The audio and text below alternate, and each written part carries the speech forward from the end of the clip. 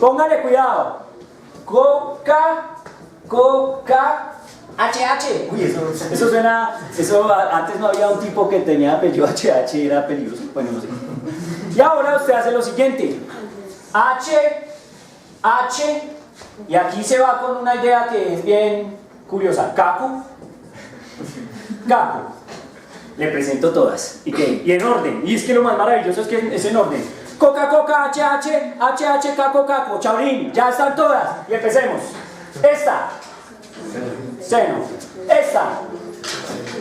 Coseno. Esta. ¿Cuál? Y lo demás es carreta, man. Ya uno con seno, coseno y tangente casi que resuelve el universo. ¿Están de acuerdo? Las otras son las hermanas malas, las inversas, no sé qué, pero pues uno, si tiene estas tres claras, eso ya construye lo que quiera. ¿Están de acuerdo o no? ¿Ya? ¿Cómo la ven? Uy, estas clases avanzadas de matemáticas sí son muy bravas. Están presente algo interesante. Ptolomeo a esto no lo llama catetos. Nombre particularmente en la época son cuerdas. Entonces él halla relaciones entre cuerdas. ¿Listo? A esos catetos, a esa línea no las llaman catetos sino cuerdas. ¿Saben dónde leí yo eso? En un libro de trigonometría maravilloso. Y lo voy a decir aquí porque seguramente alguien quiere disfrutarlo. Es un librazo. Se llama Trigonometría plana de Anfossi. Así. Es un libro de un mexicano. Y estamos hablando del año 1935.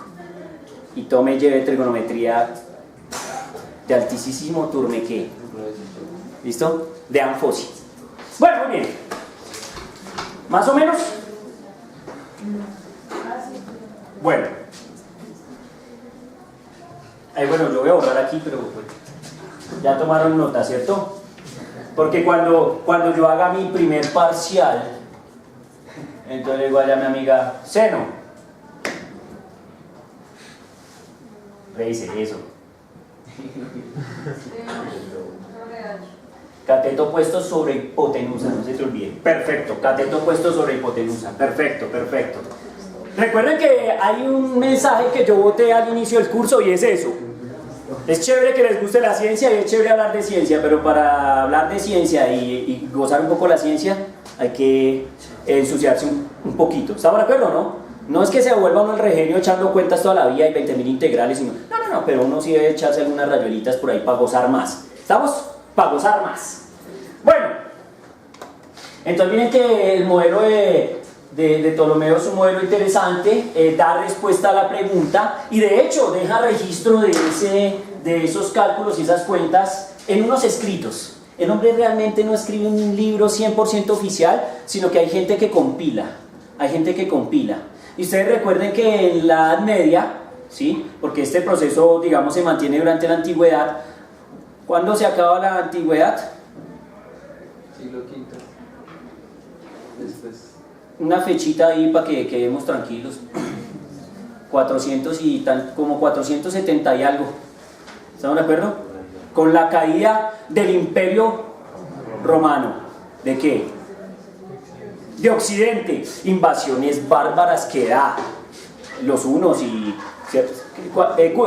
tribus bárbaras. Yo les digo una y ustedes siguen. Los unos, sigamos. ¿Dónde? Los otros bárbaros.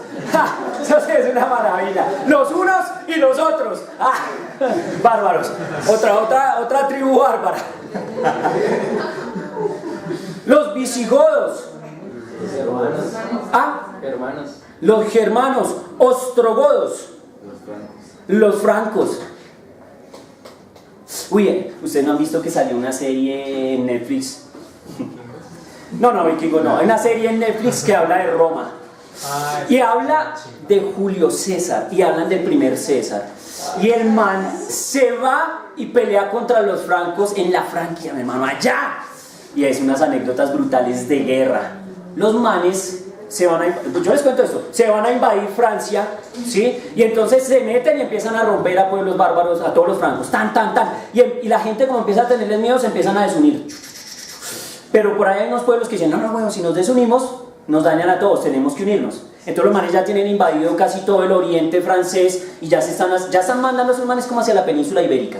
Entonces resulta que unos pueblos dicen, no, nos podemos dejar dañar, entonces se unifican y hacen una contra César, ¿sí? O sea, van contra César. Hermano, entonces al man lo empiezan a acercar y César dice, estamos embalados, hermano, porque estos manes se unieron y nos van a acabar. Y lo malo es que están muy lejos de Roma para pedir ¿qué? Ayuda. Entonces dicen, ¿qué vamos a hacer? Entonces los manes hacen algo muy grosero.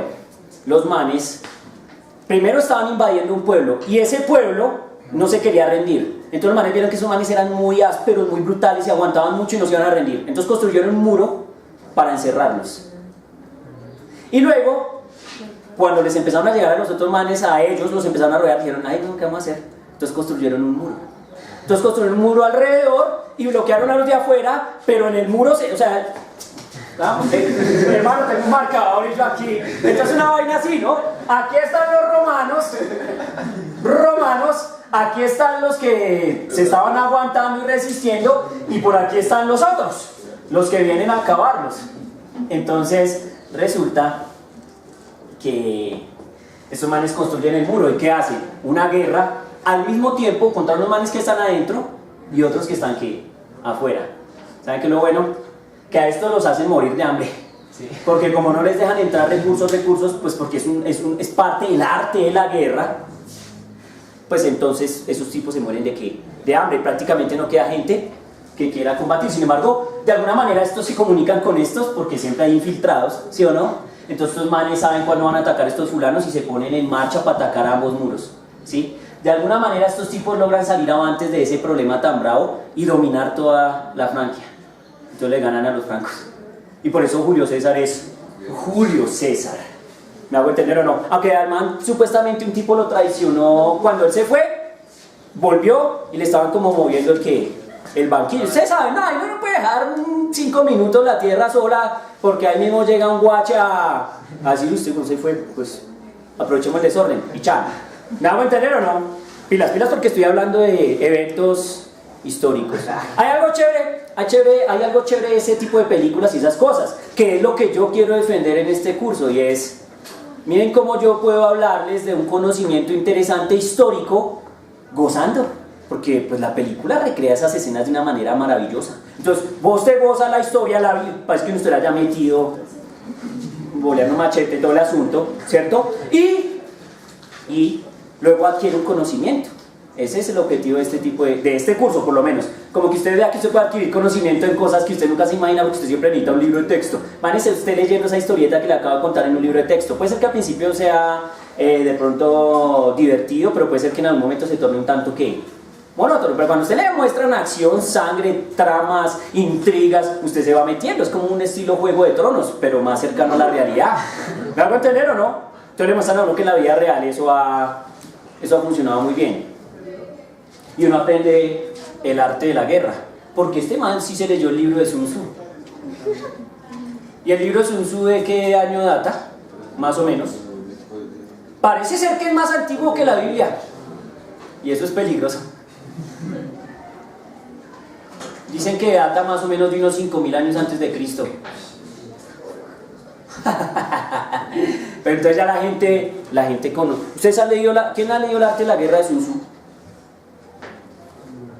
Este es un libro didáctico, pedagógico, maravilloso. Le enseñan a uno a matar a la gente en su guerra. Le enseña la vida real. Es tan lindo que es práctico aquí y ahora. Que eso da reflejo a lo que dice Diana Uribe de alguna manera, y es, el hombre sigue siendo el mismo ayer, hoy y posiblemente en el futuro, aunque tengamos mucha tecnología. Pero el mundo tiene en general las mismas necesidades básicas.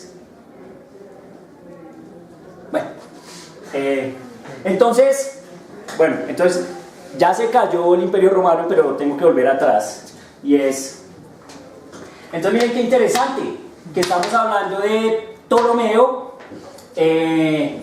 Resulta que en ese proceso de la caída del Imperio Romano y las pérdidas de información, aparece un pueblo con fuercita, un pueblito pesado. Aunque bueno, yo estaba leyendo hoy unas vainas y sentía que decían que no era muy cierto eso, tocaría de revisar las fuentes. Y es que casi siempre uno pone al imperio, digamos, musulmán o el Islam como el imperio que acaba con la biblioteca 100%. pero pues por ahí leía que realmente la biblioteca ya venía en una decadencia muy mortal y que prácticamente cuando ellos llegaron ya encontraron unos cuantos papelitos. Pero realmente la biblioteca tenía una cantidad de información impresionante. Cuando ven el video de Carl Sagan se dieron cuenta que hablaba de bastantes, ¿qué? Rollos, ¿cierto? Que es papiro, ¿no? Ese es un cuento del papiro. Ahí en el libro de la Biblioteca de Alejandría también le muestran a uno, por ejemplo, cómo los pueblos antiguos que sí saben para qué sirve el conocimiento, empiezan una disputa de poder solo académico. O sea, guerra académica. ¿Quieren guerra académica? O sea, sin machete, sin armas, guerra académica. Sencillo. Los manes de Alejandría tienen pues poder sobre los pueblos que los circundan, ¿sí? Y es muestra de poder de Alejandro Magno, es del pasado porque allá se inauguró, ¿sí? Con Alejandro Magno, discípulo de Aristóteles también dije, ¿cierto? Y entonces resulta que esa biblioteca dura mucho tiempo, demuestra el poder del imperio, en este caso el imperio romano que ya tiene invadido todas esas regiones. Y entonces hay unos tipos que dicen, pero bueno, estos manes nos tienen dominados y nosotros ¿cómo hacemos para lograr el control o el dominio del mundo? Entonces se dan cuenta que casi todo lo que ocurre en el imperio en ese momento gira en torno a la biblioteca. Entonces los manes echando cabeza dicen, la biblioteca lo es prácticamente que todo. Entonces estos fulanos deciden, estos estaban en la parte cercana a Roma, bueno, cerca de la península de Itálica, la bota itálica, y estos manes montan una biblioteca. ¿Y qué empiezan a hacer? A conseguir libros y empezar a ¿qué? A acumularlos, ¿sí? Y entonces los de la Alejandría dicen, no papá, no los vamos a dejar apoderarse de todos los libros. Entonces, primero lo que hacen es tratar de bloquear la salida de libros, pero al ver que no se puede 100%, entonces los manes empiezan a bloquear materiales o sustancias que permiten hacer papel, para que ellos no puedan hacer el ¿qué? El papiro, y poder hacer los rollos. ¿Cómo la ven? Eso es una guerra comercial, ¿me entienden o no? Una guerra. Pero entonces eso es lo chévere de las guerras, eso es lo chévere de la interacción entre culturas y todo, y es que estos manes dicen, ah sí güey, así es la cosa. Entonces ponen a sus genios, a los filósofos, a los científicos de la época, les dicen, bueno güey, un problema actual, o sea allá, ¿no? Un problema actual, señores, nos están bloqueando el papiro, pero tenemos que escribir, invéntense algo. Y entonces, como eso es en Pérgamo, entonces los manes dicen, pues bueno, armémonos un papel nuevo. Y los manes desarrollan un papel nuevo, un papel que venden ahorita en la papelería a 100 pesos, no sé. Entonces se arman un papel que se llama el papel pergamino. Porque la biblioteca es el Pérgamo y entonces lo desarrollaron esos manes, entonces lo llaman papel pergamino, porque nada está hecho al azar, ni siquiera el nombre de ese papel. ¿Sí estamos? Y entonces resulta que ese papel surge como una respuesta al proceso de guerra académica. Los tipos saben que tener el conocimiento, tener los libros, tener la información, lo es prácticamente que todo. En la actualidad, ¿ustedes cómo creen que funcione eso? Igualito, ¿sí o no? Igualito. Solo que ahora la información está pasando a través de unos cables por ahí y la información está allá. ¿Siempre se han preguntado dónde? Allá. ¿Dónde? Uno como sube, baja, uno se vuelve loco, pero eso está allá. ¿Dónde? Allá. Sí, en una nube, por ahora. Sí, no se sabe, pero allá están. Pues obviamente, ya uno siendo muy eso están unos servidores, no sé de dónde Europa, no sé de dónde Estados Unidos. ¿Ustedes saben cuál es la filosofía de Internet, cierto? Uy, yo no sé por qué voy allá, no, esperen. La información, el tráfico de información, guerra, desarrollo de ciencia y cómo salimos de todo lo que... No, fresco, no, yo sí me acuerdo dónde estoy, todo bien. Lo que pasa es que quería tocar el tema de Internet porque como el Internet es el boom, entonces la idea de Internet es una maravilla. Es la idea. Pero, ¿ah? No por dentro. No, lo que pasa es que la idea de Internet es una guerra, es una idea militar. Es una idea completa, o sea, eso surge en la milicia, eso no surge por grandes físicos gurús sentados haciendo no sé qué. Nada, lo que pasa es que la gente necesita, o sea, uno tiene una información, güey. Entonces resulta que no tiene su base de información y por alguna razón en la guerra alguien bombardea ese sitio. ¿Y qué pasó con la información? Claro, se murió. Entonces me dicen, no, güey, nosotros no podemos permitir eso. Deberíamos tener una manera tal que si en este lugar hay información, esa información se redistribuye a 1.000.000 de puntos en donde todos los puntos estén en la información. Y si nos destruyen 999.999 puntos, fresco, bueno, que ahí está el punto que 1.000.000. Y la información siempre que va a estar. Entonces por eso es que tenemos servidores hasta en el mundo, ¿cierto? ¿Por qué? Pues porque necesitamos tener la información. Entonces, si en algún momento un servidor de Estados Unidos se patrasea, pues pasará que de pronto la red colapse unos minutos, pasen algunas cosas rápidamente, ¿y qué? Next. Y nadie se asustó porque eso estaba guardado en no sé cuántos servidores. ¿Me hago entender? Entonces la idea de internet es poder conectar a todos, y hay un servidor en Japón que tiene su información ahorita, su clave, sus contactos, todo. Si le pasa algo a Japón, frescos, esa información está a salvo, porque resulta que en Suiza también hay otro servidor y tiene exactamente la misma información. Bueno, volvamos al pasado. Estaba en la biblioteca, ¿qué pasó? ¿Qué? Bueno, no sé, ya me fui. Árabes, Sun Tzu. Bueno. Oiga, pero no, aquí alguien me hizo un pedido y es que para allá es que voy, pero entonces tengo que conectarlos de alguna manera. Entonces, miren que la biblioteca es muy importante. La biblioteca es muy importante, representa poder. Y hay otro objeto de poder que es el famoso faro. El faro de Alejandría es como la Estatua de la Libertad, ¿cierto? O como las Torres Gemelas, ¿se acuerdan? Es una insignia, es una muestra de poder. Y entonces, cuando se hacen esas invasiones, pues llega una gente y dice, bueno, ¿saben qué vamos a hacer con su muestra de poder? La vamos a destruir, la vamos a tumbar. Y esos son, digamos, de alguna manera reflejos de que el imperio se está terminando. Obviamente, no sé si ustedes son juiciosos y tuvieron un feliz año 2003, ¿fue? ¿2002? ¿Cuándo fue? 11 de septiembre del 2001. Ustedes empezaron a ver noticias, mucha gente empezó a especular, la caída del imperio. ¿Por qué? Porque es analógico, por ejemplo, a ese proceso que les estoy contando. Cuando toman el faro, el imperio empieza a decaer. Claro que es un proceso de guerra distinto, ¿no? Es una guerra frontal. ¿Vamos para dónde? Vamos para allá, y allá invadimos y allá nos metemos. Aquí es un poco, en la actualidad las guerras han tomado unas dinámicas completamente distintas, pero el objeto en general es básicamente el mismo. ¿Estamos de acuerdo? Entonces, cuando cae esa estructura, una de las maravillas de la antigüedad, por ahí hay otras, pero en general el imperio se está acabando.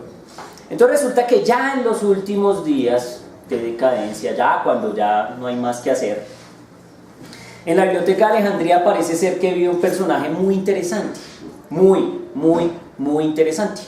¿Por qué? Primero, es muy interesante, obviamente decir eso en la historia, eso da pena, pero lo decimos porque así ha funcionado, es por el género. Resulta que es una mujer. ¿Sí? Ustedes tienen que tener presente que, insisto, es que nada está hecho, es que es una cosa impresionante. Ustedes saben que después de que Cristo, fallece, ¿cierto?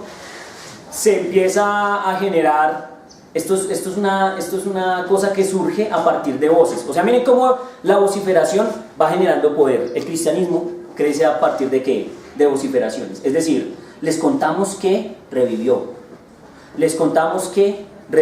Y los 12 apóstoles se esparcen por diferentes regiones alrededor del lugar de los hechos, ¿sí? Digamos del Imperio Romano. ¿Estamos? Y entonces empiezan a contar las historias y eso empieza a ¿qué? Esto es un juego estilo bola. ¿Va qué? Esto es como una tendencia. Entonces los manes montan una tendencia. ¿Cómo la hacen? Hashtag Cristo, hashtag. Y los manes van montando eso hasta que hay un momento en que todo el mundo como que ¿qué? Le suena la nota. Tanto que el Imperio Romano, que es un imperio de carácter pagano, porque tiene dioses que son paganos, porque están influenciados por los griegos, porque si ustedes revisan los dioses romanos y los dioses griegos son básicamente lo mismo, lo único que hacen los manes es cambiarles un poquito el nombre, y ya está, son los mismos fulanos.